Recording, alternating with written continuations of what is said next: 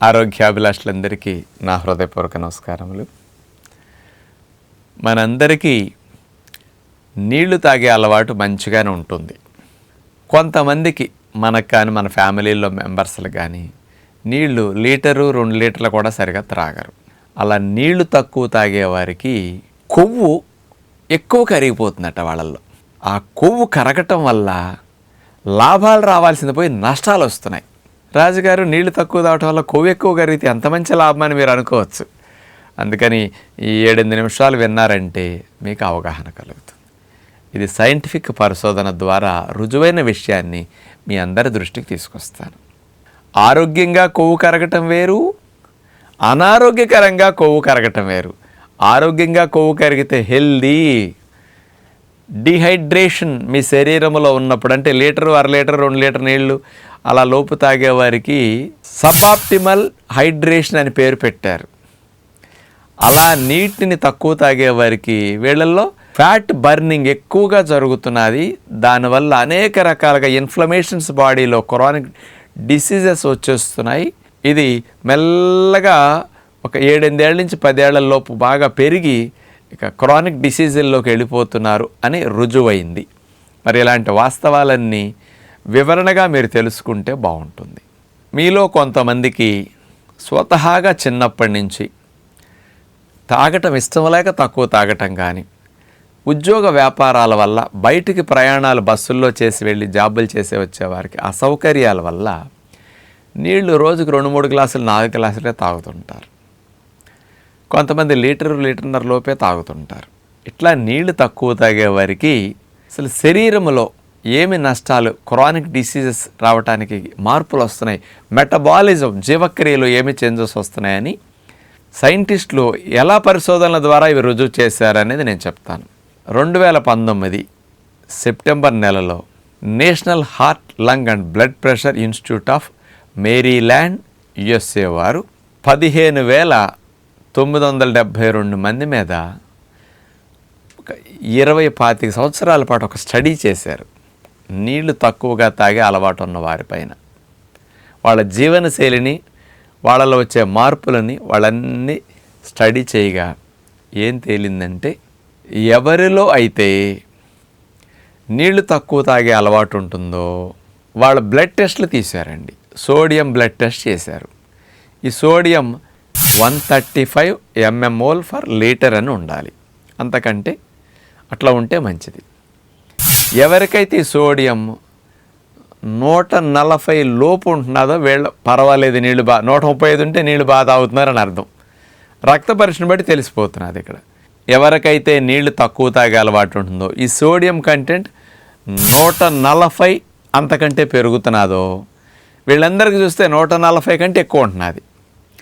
ఈ సోడియం బ్లడ్లో 140 అంతకంటే ఎక్కువ ఉంటే గనక వాళ్ళందరికీ శరీరంలో డీహైడ్రేషన్ వచ్చిందని అర్థమట. అంటే కావాల్సిన నీళ్ళ కంటే బాగా తక్కువ తాగుతున్నారు. దాన్ని ఏమని టైటిల్ పెట్టారంటే సబ్ ఆప్టిమల్ హైడ్రేషన్ అని పేరు పెట్టారు. ఈ నీరు తక్కువ తాగే వారిలో మెటబాలిజం అంటే జీవక్రియలో ఏం మార్పులు వస్తున్నాయి అని ఈ 15,792 మంది మీద వాళ్ళు స్టడీ చేశారంటే అన్ని సంవత్సరాల పాటు ఇమీడియట్గా బాడీలో జరిగే మెకానిజం, నీళ్లు తక్కువ తాగినప్పుడు బాడీలో ఇమీడియట్గా ఏం జరుగుతుందని వాళ్ళు పరిశోధనలో తేల్చారంటే, మీ శరీరానికి నీళ్లు కావాలండి. డాక్టర్స్ లెక్క ప్రకారం రోజుకు 2.5 నుంచి 3 లీటర్లు కంపల్సరీ త్రాగాలని వరల్డ్ వైడ్ అందరూ చెప్పేదే. కానీ కొంతమంది 2 లీటర్ల లోపు, లీటర్న్నర లీటర్ లోపు కూడా త్రాగుతుంటారు కదా. ఇలాంటి వారిలో నీటి శాతం తగ్గింది. మరి శరీరం మెయింటెనెన్స్కి వాటర్ కావాలి కదా, మరి ఎక్కడి నుంచి తెచ్చుకోవాలి నీరు? మన శరీరానికి కావలసిన జీవక్రియకి వాటర్ని మీరు తాగట్లేదు, కానీ బాడీ మెటబాలిజం జీవక్రియ చేయాలి, నీళ్లు కావాలి. అందుకని నీళ్లు తక్కువ తాగిన వారిలో ఈ రక్తంలో సోడియం 140 అంతకంటే ఎక్కువ ఉన్న వారిలో ఏం జరుగుతున్నది అన్నారంటే, కొవ్వు మన బాడీలో చర్మం కిందను, కొంతమందికి అవయవాల పైన లివర్లో ఉంటుంది కదా, అలాంటి కొవ్వు కరగటం మొదలవుతున్నది. ఇట్లా నీళ్లు తక్కువ తాగిన వారిలో కొవ్వెందుకు కరుగుతున్నది? అవసరానికి మించి కొవ్వు ఎక్కువ బర్న్ అవ్వటం స్టార్ట్ అవుతున్నదట. ఎందుకు అంటే ఒక లెక్క ఉందండి.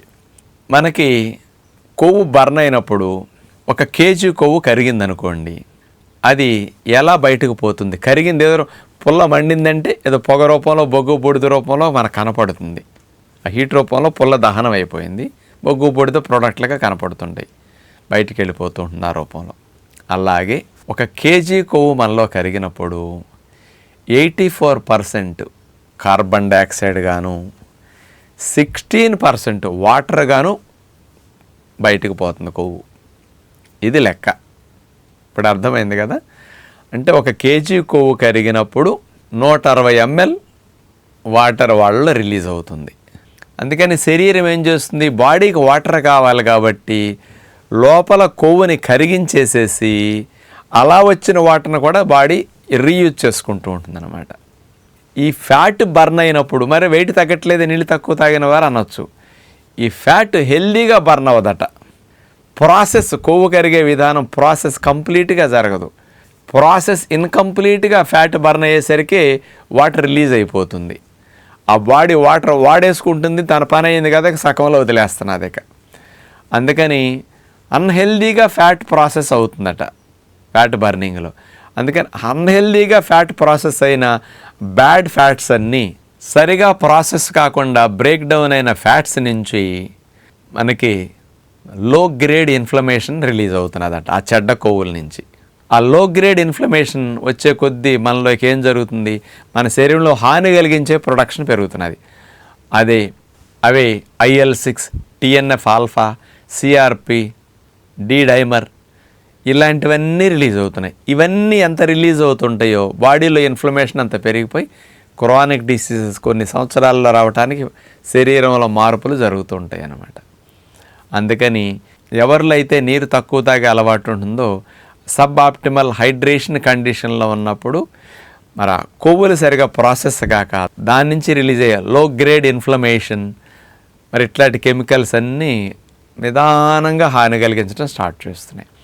అందుకని లాంగ్ రన్లో మనకి క్రానిక్ డిసీజెస్ రావటానికి ఈ నీళ్లు తక్కువ తాగే అలవాటు 10-12 ఏళ్లలో ఈ డ్యామేజ్ అంతా జరిగి 12 ఏళ్ళు గడిచిన తర్వాత నుంచి వీళ్ళలో ఏమొస్తున్నాయంటే 14 years ఆయుష్ తగ్గుతున్నదంటండి వీళ్ళకి. ఇలాంటి పరిశోధనలు ఒక 60 ఎలుకలు తీసుకుని 15,792 మనుషులు మళ్ళీ 60 ఎలుకల మీద కంపేర్ చేశారనమాట.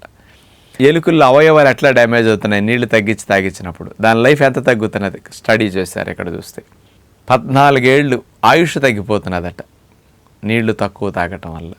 కాబట్టి ఇప్పటికైనా ఆలోచించుకోండి, హెల్దీగా కొవ్వు కరగకుండా అన్హెల్దీగా నీళ్లు తక్కువ తాగినప్పుడు కరిగి మనకి ఇన్ఫ్లమేషన్స్ ఎక్కువ వచ్చే అవకాశాలు ఉన్నాయి. కాబట్టి సోడియం టెస్ట్ చేసుకోండి, నీళ్లు బాగా త్రాగండి. బాడీలో నీరు జీవనాధారం, ప్రాణాధారం అని మాత్రం నీటిని ఆహారం కంటే ఎక్కువ ఇంపార్టెన్స్ ఇచ్చి త్రాగండి. రోజుకి 3.5-4 లీటర్లు తగ్గకుండా కంపల్సరీ త్రాగితే మీ ఆరోగ్యానికి, మీ జీవితానికి మంచిదని విజ్ఞప్తి చేస్తూ నమస్కారం.